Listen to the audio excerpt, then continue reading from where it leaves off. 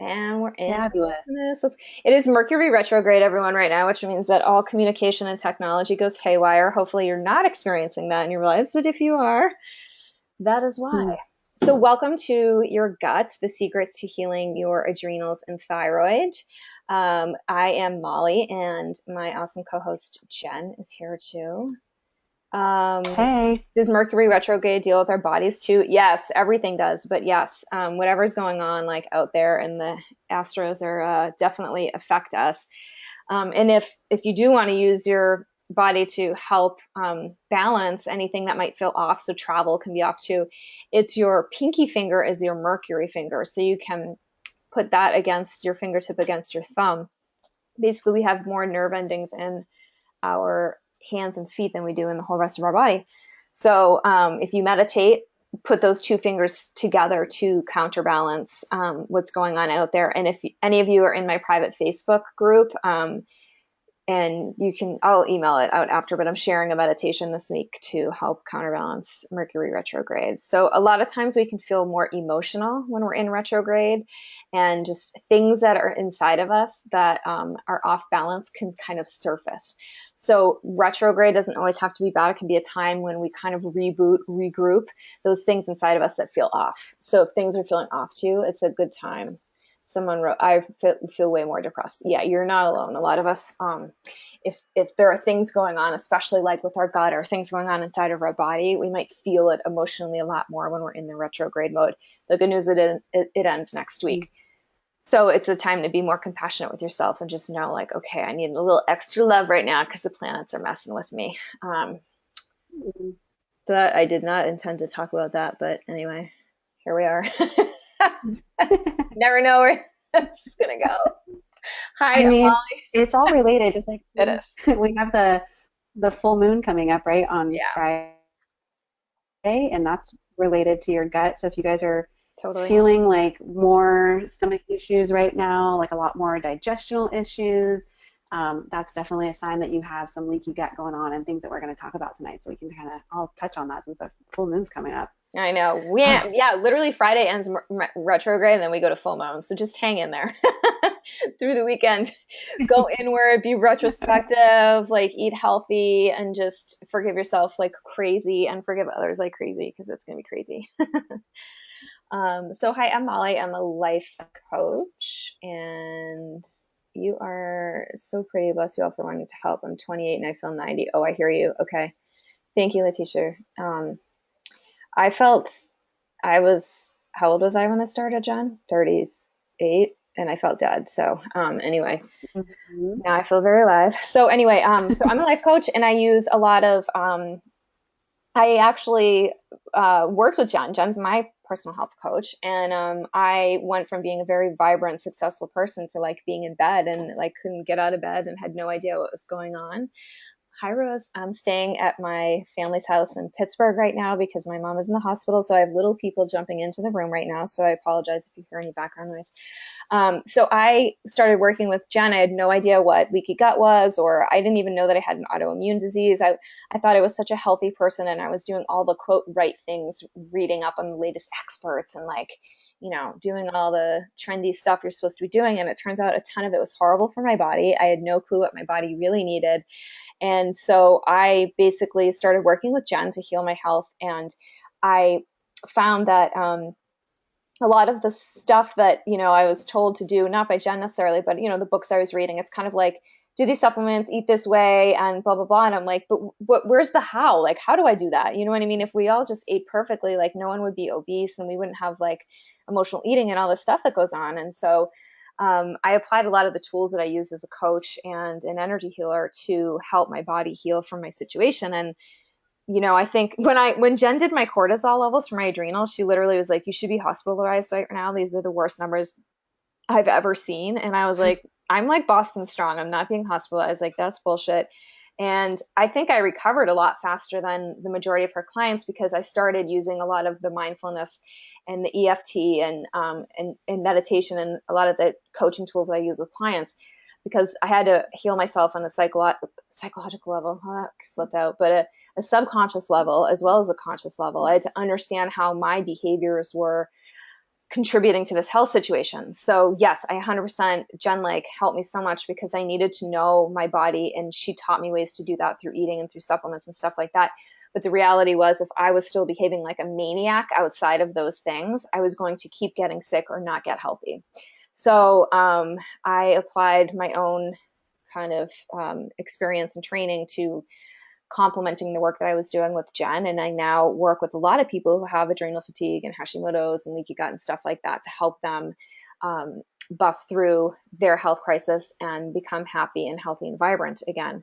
And I'm launching a program this month, Happy to Heal, because, and I called it Happy to Heal because when I started this, the whole journey, I kept saying to people like, I'll be so happy when I'm healed. And then at a certain point, I was like, oh my gosh, I'm so happy I'm going through this journey, even though it's brutal and ruthless. And I never want to go through it again because it helped me heal my life, because I overcame so many mindset and behavioral patterns that were holding me back from feeling good about myself and accomplishing what I wanted in life. So not only did I heal my health, but I healed my life. And the acronym EFT stands for, I got this question, what does the acronym EFT stands for? Emotional Freedom Technique. So I'm not sure if any of you have read anything like The Biology of Belief or have heard of epigenetics, but that's what I work with to help people heal. So epigenetics is using our mind to help us heal. And someone said, I think my emotional stress over the years has gotten me to this point, and my genetics, 100%. So pardon my French, but you're not going to want to work with me anyway. Like it's the motherfucker gene. It's MTHFR. So I have a gene in me that's, it's MTHFR, but even the medical community refers to it as the bad word. So, okay. Someone says they have it here. So, no one knows how to help. Okay. So here's what I did. So you may have read books like Biology of Belief or things like that. So what the reality is, there's very few disease that we are born with or, that we have that cannot be cured. It's like 2% of the disease out there, 2 to 25%, depending on what books you read, right? The rest of it, we have impacted our genes in some way to produce illness. And that can be a tough thing to swallow. And I was like really defensive. I was like, no freaking way, blah, blah, blah, blah, and then it was like, okay, so I do have this genetic thing inside of me, these genes, this MTHFR gene that got activated basically by things going on in my life. So that's the kind of the bad side of it. But the good side of it is that we can use our mind, we can heal our subconscious, we can use our conscious to affect our health. And that's exactly what I did in my journey. So EFT is emotional freedom technique. It's a technique that people use to break through phobias, fears. You can use it to heal autoimmune stuff. And it works on the subconscious part of your mind. So probably some of you know an emotional eater out there, or you might be. It's a perfect example of how someone might be saying consciously that they don't want to emotionally eat anymore, but there is a behavioral pattern in their subconscious mind that sabotages them. They lose 5 pounds, they emotionally eat, they gain it right back. So that is the level that I work on with clients to help release that programming in the mind that is sabotaging or contributing to the illness or whatever else they're experiencing. So does that make sense for those of you who just ask questions around that? And I use EFT because you don't need to be certified in it to use it. So I use tools only that clients can like hang up from me or go through one of my programs and use on their own. There are other ones that you can use, such as Psych-K to release subconscious stuff, but you have to be certified in it and pay a lot of money for it. So I'm like, I don't want to do that. I want to share with people what you can take and use on the spot. And there's a ton of great videos out there online. You can just Google them, EFT for anything. So you can do EFT to win lots of money and it works. You can ask Jen. So anyway, I just went way off track, but we got some questions there that I wanted to answer as we went. So I will turn it over to my fabulous co-host, Jen. Let me just get on the right thing here. Okay. Here's beautiful Jen. Hello, everybody. Hi. Molly and I have such a similar story, but we came at it from different directions almost. So yeah. I also had a slew of like health issues. Like I started out as a personal trainer and I have my degree in kinesiology and I took all these health classes and nutrition classes through college and everything. And the cornerstone to health was like counting calories, like watching your portion size, working out. And that's, what I was doing back in the day. Like Molly said, on paper, I was basically the healthiest person that I knew. And compared to everybody else. Like my cholesterol numbers, my blood pressure was always great. But I was starting to struggle with more and more health issues, and also just noticing too in the clients that I was working with that no matter how many calories they counted and how much they exercise, like they weren't losing weight or they were having health issues also. So for me, I was diagnosed with skin cancer at a really young age at 24, and nobody in my family had it. So it was not genetic. It was a result of my physical health and environment. I had allergies, like seasonal allergies that would wipe me out in the fall. Like I would get ear in 5 days. I had the worst 4 p.m. crashes. Like I was living off of coffee, triple espresso Yeah. Americanos from Starbucks every single day. And I, can you hear me okay? Yeah, I was going out a little bit. Um, I can hear you now. Yeah. Okay. Okay. And I was struggling all the time with energy and just something didn't feel right in my body. So I started to explore and I came across a program called Functional Diagnostic Nutrition, which is where I have most of my training in. And that's the basis of my health coaching now. So I use holistic and functional health approaches combined with transformational coaching to help clients alter their lifestyle, because what I found in myself was that I had adrenal fatigue and I had leaky gut and I had a suppressed immune system, and it was all a factor of how I was living my life, like the food that I was putting in my body, the stress that I was putting myself under all of the time, the fact that I wasn't sleeping as well, getting the quality of sleep that I should be doing. And so now I work with clients to help them improve their lifestyle. Like one of my favorite phrases is that healthy is a way of being, it's not a way of doing. So there's a lot of healthy things, quote unquote, that we can do. Like Molly and I both in the past were doing all of these healthy things, but we weren't really embracing or embodying healthy as a way of being, which means like, Molly was talking about, looking at the mental emotional aspects of things, like what are we doing to our bodies on a daily basis, whether that's the food that we eat or how we talk to ourselves, and how is that breaking down our body and causing us to be sick. So I've also worked with Molly. Like that's how we kind of came to co-host this webinar, is that we kind of came together, the universe brought us together, and we both needed what the other person had. So I approached it from a very physiological aspect first and had come really far in my healing journey. And what Molly has taught me about the mindset and EFT and all the other meditational and different types of practices that she uses with her clients has helped me get over the hump and really come full circle with my health building. And Molly came at it from the mindset side of it first, and then has integrated some of the physiological aspects of it too. So I think both of us look at this, and having worked with clients, we know that you need to, whatever you're dealing with, whether it's adrenal fatigue or it's thyroid imbalances like hyper or hypo or Hashimoto's, whatever it is, gut dysfunction, leaky gut, is that you have to take a look at yourself as a whole person and start to like take back control of all of those pieces of your life to really fully regain your health ultimately. And that's kind of what we want to talk to you guys tonight. Like, how do we blend the science aspects and like the mental emotional aspects of everything that's happening to us to really truly heal our bodies? Yes, because that's how it happens. That's when the magic happens. And we have a note here. I get so overwhelmed on what to do. I need guidance. I'm not sleeping. I have adrenal issues. EBV. I have that too. Gut issues. So, like, we're sending our love to you. We have been in that position. I had the autoimmune stuff, the EBV, the gut, the adrenal, thyroid, like you name it. It was happening, and overwhelm.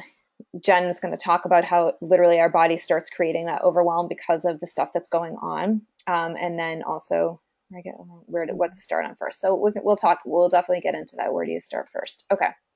So let's get to the agenda. So we're going to talk just quickly, like, what is leaky gut? What are the symptoms of it? How do you diagnose it?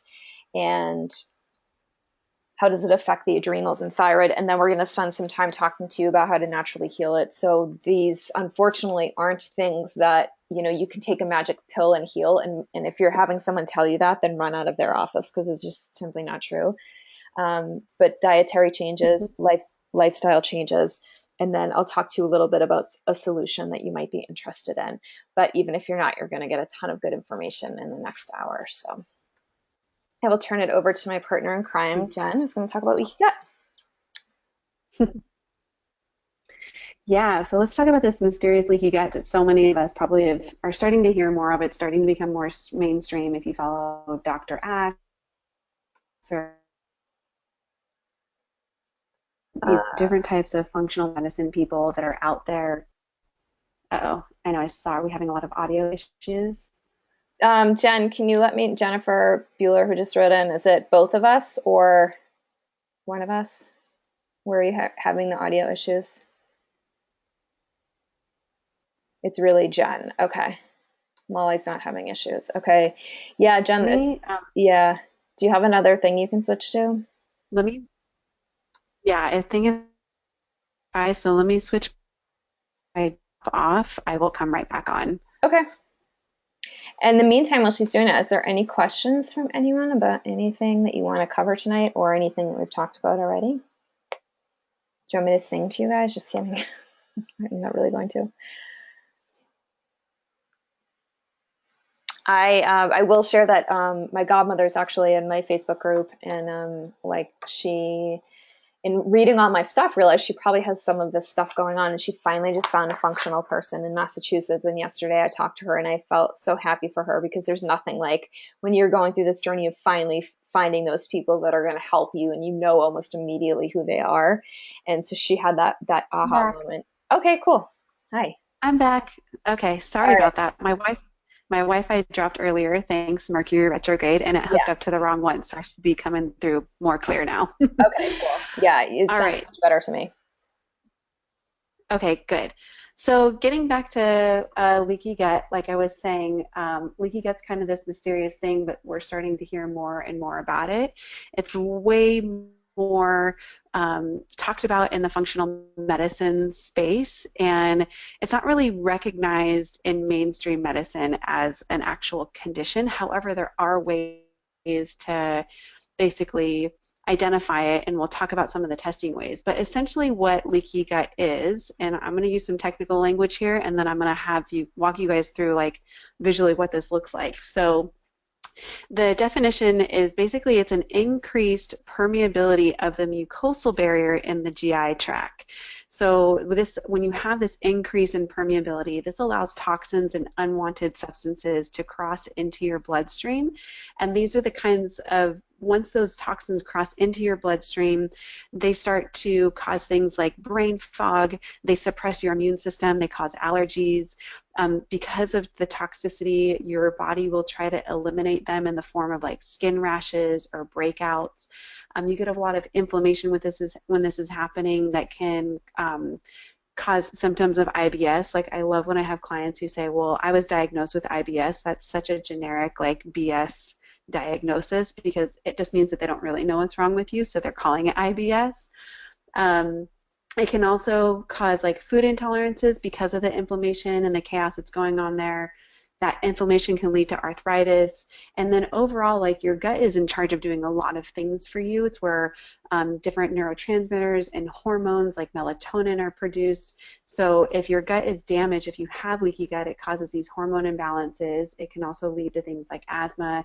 And then obviously diarrhea and constipation kind of go on. And the list for leaky gut symptoms literally goes on and on and on. So I want you guys to better visually understand what leaky gut is. So as long as you're not driving in a car, I want you to hold your hand up in front of you with your 4 fingers pressed together really, really tightly. And this is what the inside of your colon looks like. So most of us might think that the inside of our colon is this smooth surface, and it's really not. It's actually this bumpy surface that has these like what we would call phalanges or villi in there, that's what your fingers are representing.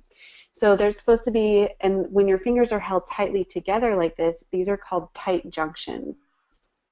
So what leaky gut is, when you have this increase in permeability, is when the junctions become loose. So take your four fingers that are squeezed tightly together and now spread them apart. And now you have these dips and holes in between each finger, and that's what leaky gut essentially is. So now you have these wide gaps inside the intestinal lining, and this is where the different toxins can start to seep into the bloodstream. Also, this is where parasites and bacteria and fungus like candida can start to build up and live inside of here and kind of hide. So what you want to do is what we're doing when we're healing leaky gut, which can take anywhere from a year to 2 years to happen sometimes, is we want to reconnect those junctions and make them tight again and reduce that permeability so that your body has its defense system back, essentially. So again, there's not like, they can't, it's hard to diagnose a little bit because you can't go in and see that that's happening unless they do a biopsy, and nobody wants to do a colonoscopy biopsy. But there are tests that we can look at that can basically be indications for leaky gut, which I think is what we're going to talk about next, right, Molly? Yep. Cool. So let's talk about testing. So if you have any of these like symptoms or a variety of symptoms that doctors just can't figure out why, then there's probably a big likelihood that you have leaky gut. I mean, things that set you up for leaky gut also, before we touch on the testing, are like if you, as a baby, when you were born, you were not breastfed. If you were a C-section baby, those are things from the beginning of your life that actually set you up to have leaky gut. If you've had multiple rounds of antibiotics in your lifetime, if you take any prescription medications or over-the-counter medications, that sets you up for leaky gut or contributes to it. Processed foods, the toxins in our air and our environment. So you can see that over a long period of time, we can have this accumulation of chaos or stress on our colon that can create leaky gut. And so a lot of people ask me, well, how does, why am I all of a sudden feeling this way when I didn't? And that's the reason why, is that it's not something that you're born with. It's something that happens from chronic exposure or chronic stress over time on the GI system. So some of the tests that we can run to like be able to identify leaky gut are listed here. So one of the tests that I'll use with my clients is through Genova Diagnostics. IP stands for intestinal permeability. So we can actually see with this test like how permeable your gut is. What it takes a look at is, are large particles or large molecules crossing the mucosal barrier that shouldn't be? So that would be an indication that you have a very high or very increase in permeability that's allowing those things to get through. The other thing on that test that it looks at are small particles or molecules not being absorbed. So you're not absorbing nutrients, because that is another indication of leaky gut.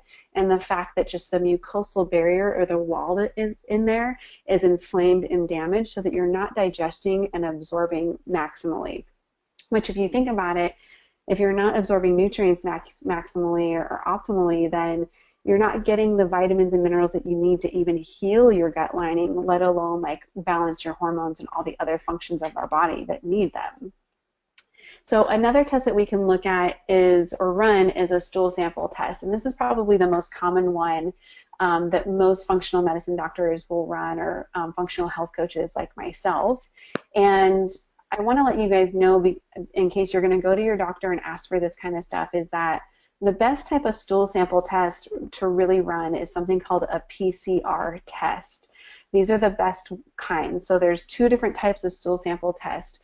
One is called a microscopy test, where they literally take your stool sample, they put it under a microscope in a petri dish, and there's a person who with their human eye is looking to identify certain organisms or factors about the stool. So if you can imagine, there's quite a bit of room for human error, like things can go missing in that way. Versus a PCR test is actually looking at genetic data. So we can pick up more genetic data around parasites and bacteria and yeast, and we can also look at some really good inflammatory markers that can be indication of leaky gut. So something called SIG-A, which stands for secretory IgA, which is a hormone that your gut produces, and it is an inflammation marker. So when you have leaky gut, either your inflammation marker is going to be really high, or if you've had leaky gut for a really long time, it might be really low and really suppressed because your body has been working against inflammation for so long.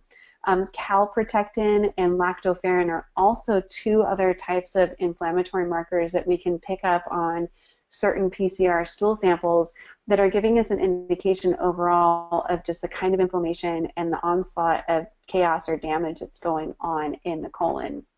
And like I mentioned too, we can pick up on any what I call gut invaders, the parasites, bacteria, and yeast. And it's whenever there's a concern for leaky gut, it's really important to identify these critters, because these critters are what's contributing also to leaky gut. So they get in there and they produce their own toxins and byproducts or waste products that create more inflammation and destruction.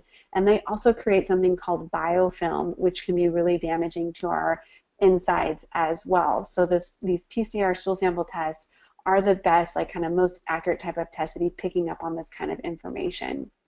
And then, oh, go ahead, Mal. Um, Jen, we had a question about like where could people do the PCR test? Can they go to their doctor, or where would people go to get that?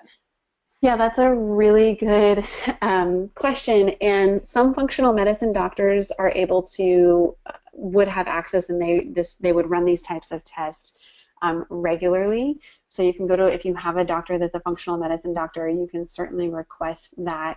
Naturopaths would be like a type of functional medicine doctor that you could go to.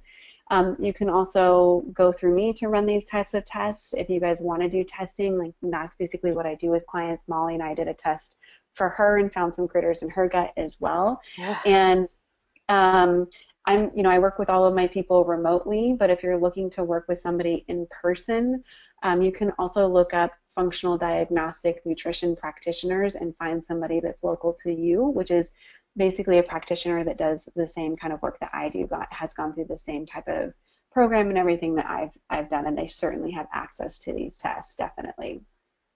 So last one on here is a food sensitivities test. Now this can be really telling as well, because the more leaky your gut is, the more sensitivities you'll typically have. So the more leaky your gut is, the more inflamed it is, the more sensitive you become to foods, especially things like nightshades, for example, or eggs or corn, which usually fall into like the top inflammatory foods list, but they're kind of down the list in terms of like how leaky is your gut. And the caveat that I'll say to that is because I've had clients come back with food sensitivity tests where like nothing kind of showed. So in order to get an accurate reading on a food sensitivity test, your body has to be producing like a certain amount of this secretory IgA inflammatory marker that I mentioned earlier. If your SIG-A is so incredibly low because your gut is that just completely suppressed and damaged, you can't really get a good reading on food sensitivities tests. So food sensitivities test would not maybe be my first test of choice to run to consider or to measure leaky gut. I would definitely go with either the Genova Diagnostics IP test or a stool sample test to really evaluate the health of the gut. And then I would run a food sensitivities test after that to help us identify potential food sensitivities that could be causing extra inflammation and contributing to leaky gut, and also just as a measurement of where you are. So as you heal leaky gut, you can then retest on food sensitivities and some of this stuff later and be able to measure your progress. All right.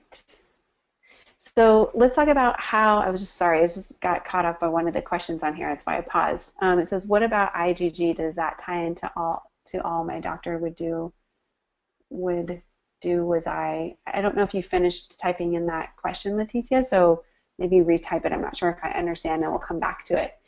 But let's talk about how gut affects adrenals and thyroids, because the reality is that our body is a super complex system, and in mainstream medicine, oftentimes you go to a specialist for every single different thing. So you go to an endocrinologist, or you go to an OBGYN, or you go to an internist, and in a perfect world, all of these doctors would be working together to heal you, to understand how the different systems of the body are being affected. But in our typical Western medicine, that's not happening. So in functional medicine as a naturopath or a functional diagnostic health coach like myself, we look at the big picture and we know that there's connections with our gut and our adrenals and our thyroid. So for example, approximately 70 to 80% of your immune system is housed in your gut. So if you have leaky gut, your immune system is going to be really weak. When your immune system is really weak, you're more susceptible to colds and flus and allergies and other things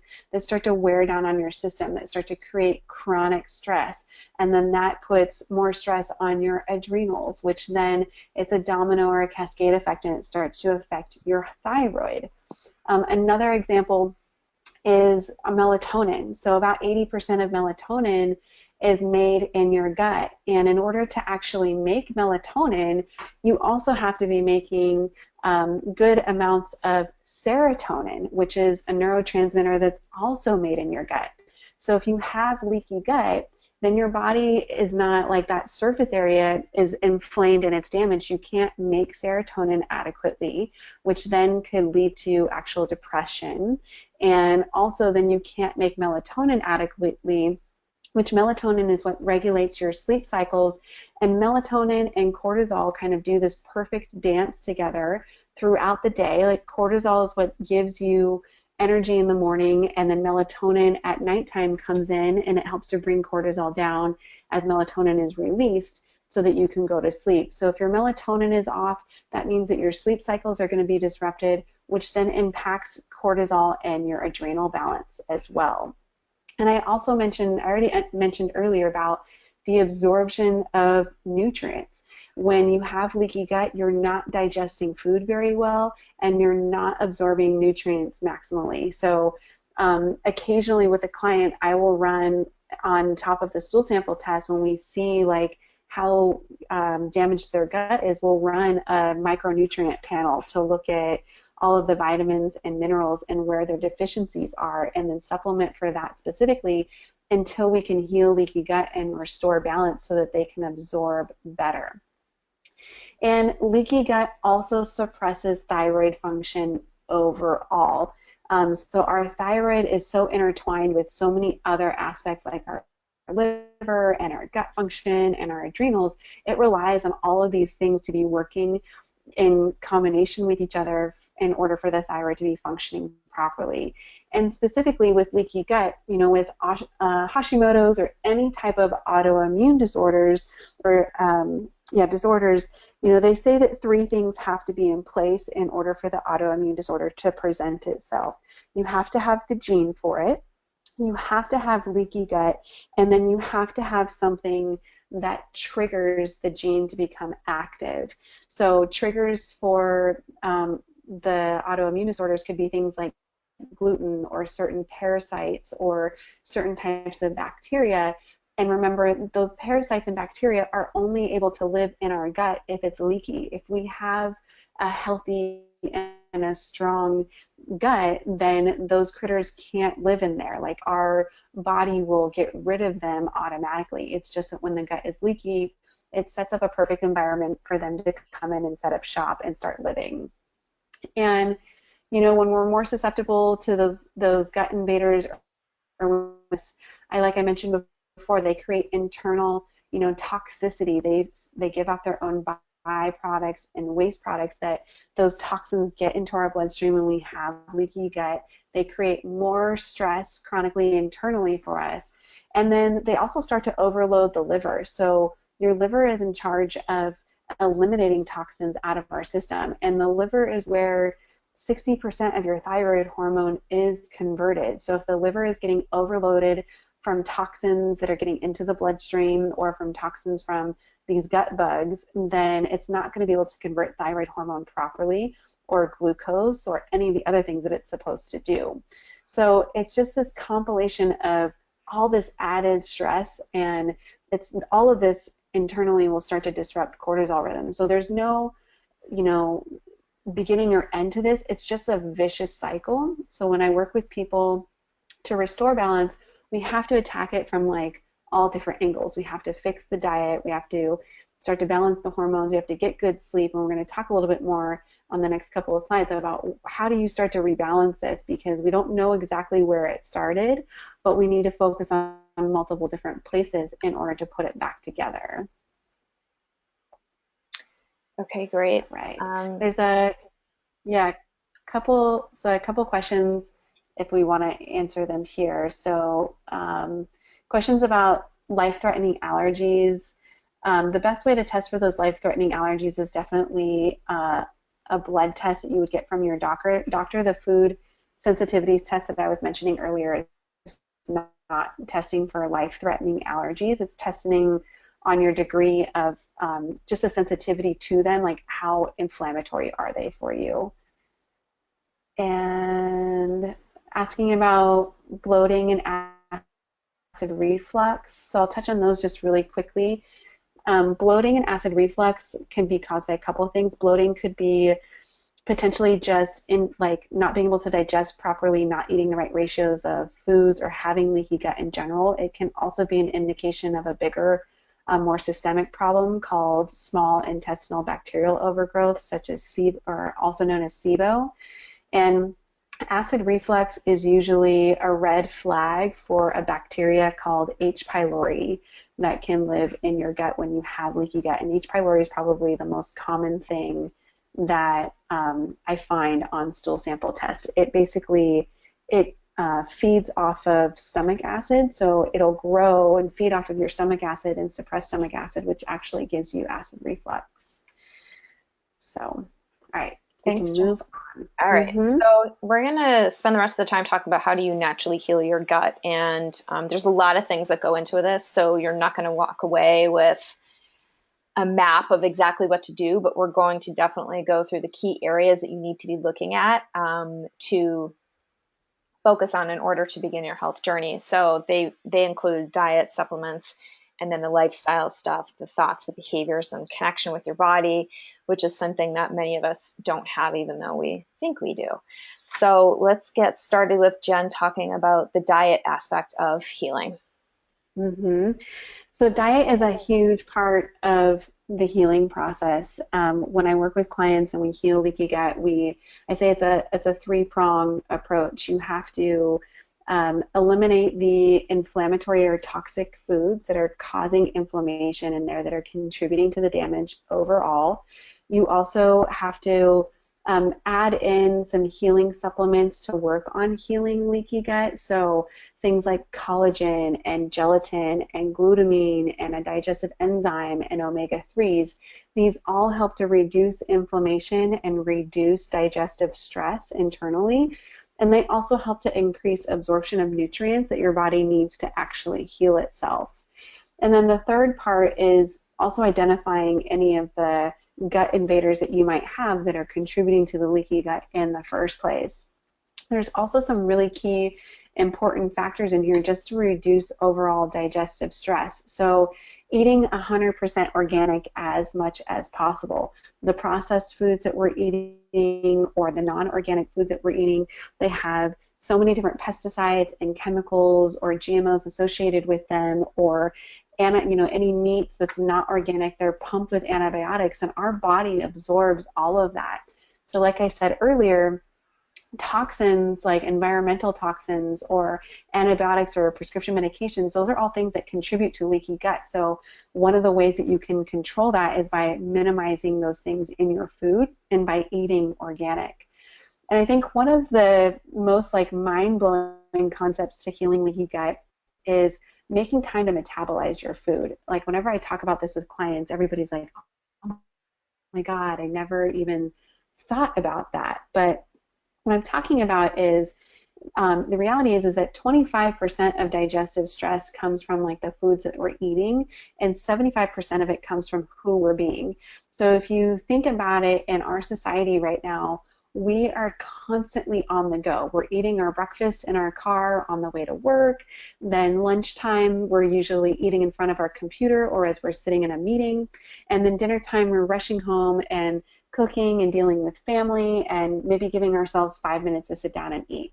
Well, all of that is perpetuating the sympathetic nervous system, or what's called the fight or flight response. So you're always in this stress response. And when your body is constantly in this stress response, it's more concerned with the stress than it is with digesting. So we need to get out of that stress response, and we need to get into more of a rest and digest mode. And while I know you've brought this up on previous webinars that we've done, but I'll just remind everybody or talk about it. You know, the classic textbook example is if you were being chased by a lion after lunch, after you ate your salad, your body would not be concerned about digesting your salad. It's going to basically push all of your blood away from your stomach and your colon out to your arms and legs for quick moving and up to your brain for quick thinking so that you can escape that lion. Well, the thing is that our body doesn't know the difference between the stress of a lion chasing us or the stress of our boss yelling at us, or sitting and working through a meeting, or the 10,000 emails that we need to get to. On a physiological level, our body identifies stress all the same. So if you're eating in the car, eating while you're working, or eating lunch while you're working, rushing to get home to do dinner and never sitting down, your body's constantly thinking that it's being chased by a lion, and it's not reserving its energy to digesting. So that decreases the absorption of nutrients, and it increases the digestive stress that you're experiencing. So I've had clients literally heal some of their digestive issues like IBS symptoms or acid reflux just by making time to metabolize and slowing down and de-stressing before they sit down and have a meal. And that's part of the overall healing process for leaky. Great. Thank you, Jen. Mm-hmm. So we are already, 40 minutes in. All right, so let's talk about the other side of this, which is the mind-body behavior side. And I encourage all my clients who are going through a process like this to think of their body as like, the body is like the mirror reflecting what's going on in our lives. So if you think about it, leaky gut is like our gut is being attacked. So how do you feel attacked in life, right? So if you feel overwhelmed by all of the responsibilities, I just got off the phone with a client right before this, and she was like, I don't have time to eat because I have this and I have this. She's a new small business owner. And so it's like, she constantly feels overwhelmed and attacked. And over time, our body mirrors that for us. So whatever we're feeling emotionally, our body begins to mirror, and it picks up physically. So that can result in, autoimmune or leaky gut or whatever. So that's kind of an example of what I'm going to talk to you about now. So what our minds experience, our bodies experience. Our bodies mirror our actions. They absorb our choices. If we feel mentally overwhelmed, for example, our body has a physical response. So we have those mental stressful thoughts going on. Well, our body releases those stress hormones. However, if we feel peaceful or joyful, our insides relax. And so there's restorative waste trimming hormones released, which we love those, right? So I knew for my situation that in order to heal my gut, I had to heal the behaviors and the thinking that were causing me to feel overwhelmed in life. And by doing that and doing the dietary stuff and the supplements, that's when I was going to find the maximum benefit from my efforts. The other thing is that what we don't process emotionally is absorbed by our bodies. So everything is energy. When we perceive something that's bad, when it happens to us, there's a reaction. And when we don't process it, that energy sits in our body. So kind of like what Jen was saying, today that might look like a jerk across the conference table from us. We don't have time to process the words he said that hurt our feelings because we're off to the next meeting, but that feeling kind of lingers inside of us. And you might race about it at some point during your day, or it might pop up like when you're trying to go to bed. Has that ever happened when you're like trying to go to bed and all of a sudden that thing that you didn't even realize was bothering you like pops up? So this is everything that we're talking about, how the stuff absorbs into our body. And so in order to heal our gut, we have to understand like how do the behaviors, the thinking, and the lifestyle factors affect our body? How can we consciously shift those ones that aren't aligned with your health? And how do we begin to build a sincere relationship with your body? And from an energy perspective, our gut is located in our solar plexus chakra, our upper stomach area, which energetically represents our power, our control, our self-worth, and our confidence. And if you take a second and think about it, it's like a lot of people you don't know they have self-worth issues. I didn't know I did. I mean, and I had a lot of them, but I didn't know I did because I masked it well because I was confident and I was successful. But I was like classic chasing the carrot. I did everything to feel worthy, right? And so I was burning that area of my body out, because if I wasn't accomplishing or I wasn't achieving, then I wasn't okay. I wasn't good enough. So imbalances can show up on the physical level as well as the emotional level. So physical, it's digestive issues around this area of our body related to this energy center, eating disorders, emotional eating, chronic fatigue. On the emotional side, it's like doubt, anger, indecision, no willpower, this over big need to control things, dishonoring self, or like low self-esteem, fear. And by the way, like dishonoring self, it sometimes we think of these things as like a major example of that, but a small example of that, but one that equally affects our body, is like dishonoring self, is what Jen was talking about, of like, driving while we're eating or whatever, like not honoring our body in a way that we give it time to process things in a healthy manner. And I get it. Like we're not going to be able to sit down and have like a slow, amazing meal every time we eat. So it's not to make you feel bad if you do have those meals that, that are rushed or whatever. But it's like making the conscious effort to honor our body and to set up time, space, and the proper nutrition to be able to help ourselves heal. So aside from doing the work with the food and the supplements, this was the stuff I started to focus on. And it was like, what it came down to me was like, how's your digestion in terms of food, but also life? So like Jen started to talk about a little bit, like, are you chewing slowly or are you shoveling? And there's a lot of people talk about it, like our stomach it doesn't have teeth. So if we're inhaling our food, then we're not giving our body a chance to really maximally digest what's going on, right? We're stressing out our sense system that actually stresses it out. Are we enjoying food? Are we feeling guilty about it? Because the girl who eats the cupcake and feels amazing about it, and the girl who eats the cupcake and is beating herself up about it, her body's going to have, those two bodies are going to have very different responses to that. Are you eating for emotions? Or are you eating for energy? So a lot of us are eating for emotions, whether or not we realize it. And then there's like life digestion. How are you digesting life? Are you always overwhelmed? Are you sweating the small stuff, stressing out all the time? And a lot of this, I realized for me too, it was like, it's not necessarily that there were pockets of my life that I would say were overly stressful, right? But a lot of it was like, I was creating it. I was mind racing. I was worrying. I was fearing. I was like expecting the worst case in some scenarios in my life, feeling out of control. So sometimes we take an okay situation and we make it a million times worse by what we allow it to do, by what we do in our minds with it.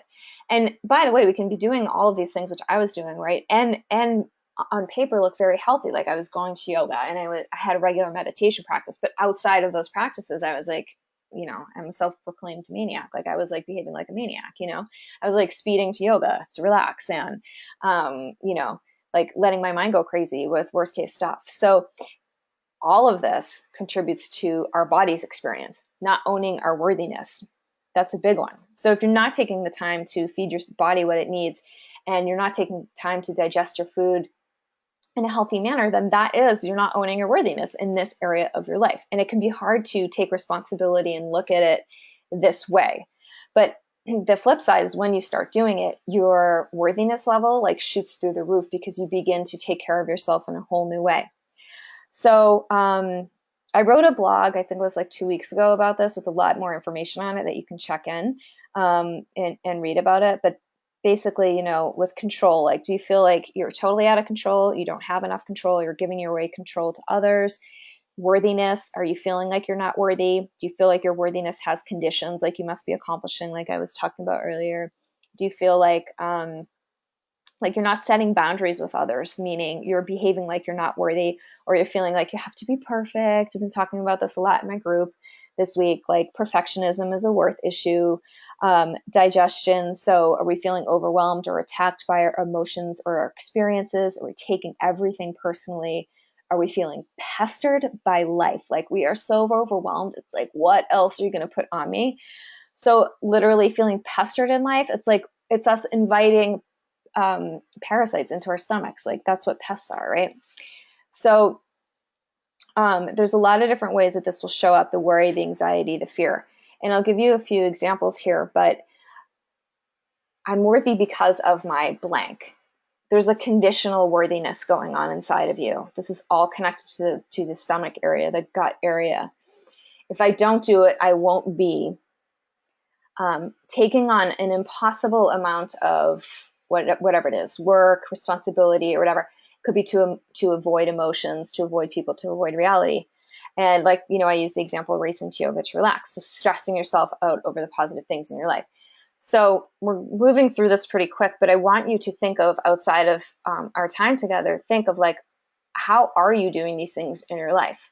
Where is the conditional worthiness pieces? Because that is connected to your stomach and what's going on inside of it. Okay. Where are you overwhelming yourself? And once you start to do that, you'll notice that it's a pattern. And like, I noticed that it was a pattern in my life that I had created. I've been doing it a really long time, since I was a little girl. And so asking yourself, where do those show up? Like, I wasn't, quote, the smart one. It's like me and my sister, and she was like the, quote, book smart one, and I wasn't. So I found my worth by working my butt off. And so that pattern continued. It wasn't something that I realized or I consciously chose to do. It was like this subconscious thing that started in my system and carried through adulthood. So let me go here. Any questions, please feel free to type in here if you have any questions. I'll answer that one at the end here. So to naturally heal the gut, it's like identifying which conscious behaviors, thoughts, and lifestyle factors are contributing to your gut health. So where are you stressing yourself out that you don't need to be? Where are you overwhelming yourself, taking on too much, things that you don't need to be doing? Where are those, and how can you consciously shift those to support a healthier lifestyle and a healthier gut and body? The second thing is, I talked about this in the beginning, identifying and releasing the subconscious beliefs through EFT, emotional freedom technique, or meditation. So subconscious beliefs affect 95% of our behavior. So I am all about, if you follow any of my other stuff or you're in my group, you'll know that I'm all about positive thinking and positive mantras and all of that stuff, right? But we can be doing that all day and all night. And if we have a subconscious belief running in our mind, then the payoff's not going to be there for all that positive thinking that we're doing. We have to be tackling both sides.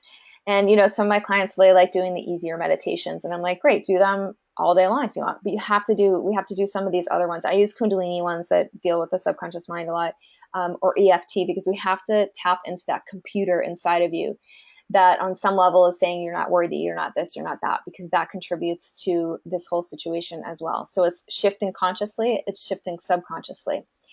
And the next thing is creating new thoughts and behaviors that are in alignment with your health, adjusting your lifestyle. So you can, no matter how busy you are, you can make the time to eat a good meal throughout your day as you need to. And if you're telling yourself you can't, you're being a victim to your circumstances. You're creating that lifestyle that's overwhelming. And I was that girl. Like, I remember when I was head of HR for a national healthcare company. It was like, I don't have time to eat. Everyone interrupts me. Well, if I look back now, I think, okay, I could have gone outside and literally removed myself from the situation for 15 minutes to eat my lunch. Instead, it took me 3 hours to eat because the president would be walking in and interrupting me. I'd put the food aside, all that stuff. So I was at that time in my life kind of like a victim of like, I'm so important and so many people are depending on me that I have to get this done. It's more important. Now there's no way. Like, I make sure that I schedule in my meals and I have them, and I do the best I can with it. And I throw in a lot of forgiveness when I can't, because it's not always, possible. But I think that's such an important point for people to walk away with tonight, Molly, is like to understand, because I was that person too, and to realize that we're constantly sacrificing our health all the time for the expectations of other people. And I think there's something happening right now in like our world. I don't know if any of you guys follow politics, but Hillary Clinton has like pneumonia or whatever, and everybody is like giving her such a hard time about it. And I literally was watching the Today Show, and they were talking about how our society has evolved to be like, the expectation is that you go to work sick and you just power through it and you push through it. And like, right. Those are the things on a day-to-day basis that are contributing to long-term chronic disease, like what we're talking about tonight. And that's exactly how I was. Like I climbed the corporate ladder really fast and I felt like there was all these expectations on me. But the reality is you are in control. You just need to take back your control and take a step out and realize like what it is that you're doing to yourself. And hopefully by having this conversation with us tonight, I hope a lot of you are just like having light bulb moments going on right now, thinking about, wow, I do this to myself. And you're not at fault for it either. I have a lot of clients that beat themselves up about it. And this is kind of what Molly helps them work through. In the end is you're always just doing the best that you can in any given moment until you bring awareness to what is actually happening. And so tonight, by having this conversation, we're doing that for you guys, because that's what Yeah. happened for both me and Molly. Is when we got sick, we were like, oh crap, like I need to do something differently. Like this is not working for me anymore. Yeah, 100%. And like I do the webinars on like the food, I call them four food pillars for success, but like I try to be really mindful and blunt about people of like it's not about being perfect. I am not perfect by any means, and sometimes I can paint that picture of like la la la, life is so great now. But it's like, the other day, my mom had a freak accident and it was really traumatizing. And so I jumped on a plane to fly here. And I normally am like, I have a smoothie before I get on the flight. And then I have like a bar that I can eat, because I have a lot of food restrictions with my health stuff. And that day, like I ended up having a bag of potato chips because they're gluten free, right? And I think 2 pieces of chocolate, a bowl of spinach, and that was it. And I felt like hell the next day. Okay. And so I call it well power, not willpower. It's not about like forcing through it. It's like for me, connecting with what does wellness feel like to me. That's what I want in my life. And that's where I'm going to spend the energy. So, making that commitment to how it is you want to feel, what's more important. Okay. So the other thing is building a stronger connection with your body. I am a master at doing that with people, and I love it because people don't even get it. They're like, WTF does that mean? Like, what? So I'll talk a little bit about it. So I want you to, and this is pretty shocking for people a lot of times. And thank you, Letitia.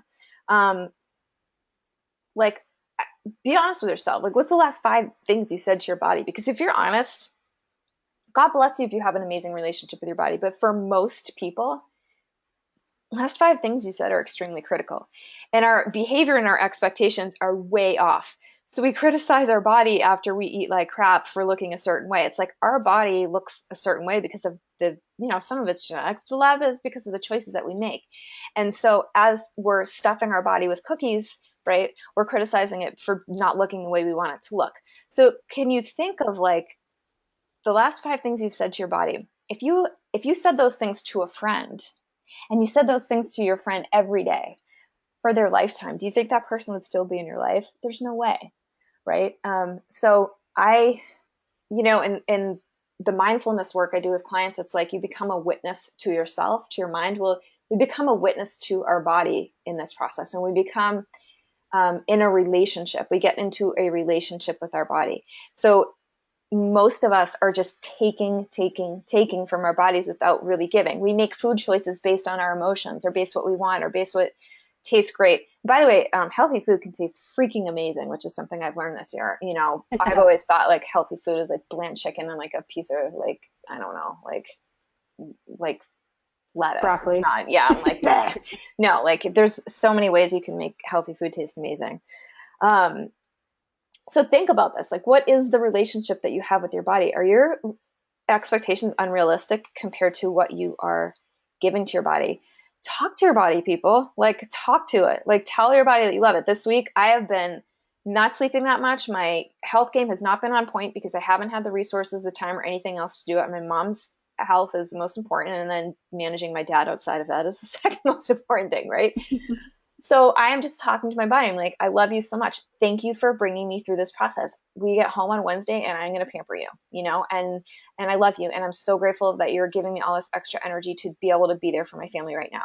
Like you do that and your body will go like the extra mile times like a billion, but we're not used to doing that. We're used to just getting frustrated and criticizing our body. So if nothing else, look at this outside of it. And you've got forgiveness. The F word is like major with this stuff because most of the people will realize that they've been pretty crappy to their bodies. And that's a behavior that you can change right now in this very moment. So no matter what the history has been, whether it's been spotty, terrible, or whatever, you can improve it right now in this very moment. Okay. So even if your thoughts have been good, if you're one of those people, God bless you, that has positive thoughts about your body, amen, love it. Start talking to it more and telling it that more, you know? So let's see here. Okay. I'll go through this quickly, and then if there's any questions, please feel free to start typing them in too before we close out. But I will just spend a couple minutes. We're a couple minutes over, but I'll do this quickly. I'm launching a program at the end of the month, starting October 10th. It's will be for sale in September though, so there will be an early bird rate too for anyone who signed up. But basically, what I learned was I felt like there was a gap between applying what we need to do in the process of healing thyroid, leaky gut, adrenal fatigue, and stuff like that, and on the emotional behavioral side of it. So in this program, it's a 10-week program, and it's all of the stuff that I literally used to heal myself. And I think for the conditions my body was in, I'm not even exaggerating, it probably would have taken like the average person 3 years to be where I am today. And a lot of that is because I used this stuff. I was not only working with Jen and my naturopath to do the medical side of it, but also this mindset stuff. So I had to understand how my thoughts were affecting our health. So that's one of the things. Clearing the frustration. If you've gone through this journey, there's frustration built up in your body, which is affecting you from being able to fully heal. Taking responsibility for how your lifestyle factors have contributed to the health issues that you're experiencing, and owning the illness without being your illness. Then we move into forgiving yourself, like, and others, the bad genes you got, the circumstances that contributed to your illness, and learning to use your emotions as guides. And I say befriending the stranger within, because when you have these things going on, you do not feel like yourself. You feel like someone has invaded your body and you miss your old self. And so it's important to be able to accept where you're at and accept these lifestyle changes. It's not easy when you're going out to happy hour and you can no longer have alcohol or dairy, right? So I have like 1-minute tools you can go into the bathroom and do to save your sanity and feel like a human being, even though you're changing all the stuff in your life. Then we go through how you're sabotaging your healing, how to communicate to others what's going on in your life. Most people do not understand this. I mean, my family for like 9 months was like, why don't you just take a pill for this? I'm like, because it doesn't work that way, you know? But it'd be really frustrating when you're fighting so hard for your health and people around you don't understand, no matter how many times you talk to them about it, because this is a new paradigm in the medical field. And a lot of people do not understand it, and it can be really frustrating. And we need to release all the stress in order to heal. Of course, we get in the program into developing a new relationship with your body, less critical, more loving, and then breaking through to a mindset that supports your forever lifestyle changes, plus the remissions and the relapses. You will have them. And when you have some of these things, you will have bad weeks, even after you've had a great year, you know. And then what I talked about in the beginning is finding the gifts in your journey. They are there if you're willing to see them, finding gratitude for what you've gone through. When you get to that place, your life will never be the same. You'll have healed so much internal stuff. You will feel like a new person. So that is my whole spiel. And if anyone's interested, you can I just want to yeah. add to this, everybody, because is I've been working on, and I'm at a great place. Throwing into this 10-week program is what took me 4 years to learn, because I didn't have, well, I guess, 3 years to learn before I met Molly. All of those, opening yourself up for what you did to yourself, and then taking responsibility for it, and then also having that gratitude and routine, because it can feel like a freaking deserted island when you're dealing with gut issues or adrenal fatigue or thyroid, and you're having to eat differently or live different. You're sort of like an alien to them or an outsider, and that's not a good place to be for yourself either. I mean, in my work with Molly, it's completely changed my mindset and how I look at I treat myself. As I do with my clients, I'm always recommending that they work with Molly in conjunction. This hurdle that you have to overcome to get exactly where it is that you want to be. You can't just work on the physical aspect. See, Thank you, Jen. It's so important. So on the line here. So Thank you. yeah, Yeah, and I created this too because a lot of people, I work one-on-one with people, and obviously that's amazing, and I love doing that. But I can't work with 100 people at once, and then also it's a lot more expensive to work one-on-one. And people who are going through this process usually are spending a lot of money on medical costs that aren't covered, plus supplements. So I make this program really affordable for people who are, and some people can't work as much because of what they're going through. So it's an affordable way to get some of the best of my stuff to help you heal through your process. So here is our contact information, me and Jen.